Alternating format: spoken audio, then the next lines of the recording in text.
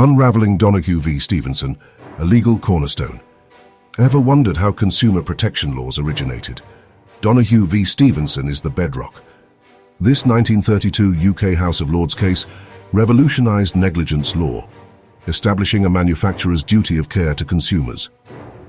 May Donoghue's shocking discovery of a decomposed snail in ginger beer sparked a legal battle that reshaped business compliance and consumer rights.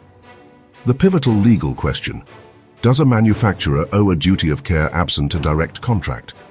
Lord Atkin's Neighbour principle answered resoundingly, mandating businesses to foresee and prevent harm to their neighbours, consumers. This ruling, a cornerstone of academic research, decoupled negligence from contractual ties.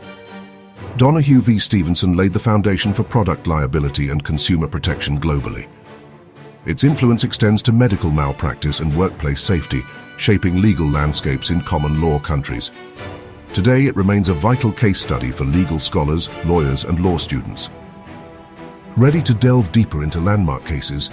Subscribe, like, and share to explore more legal milestones and their impact on our world.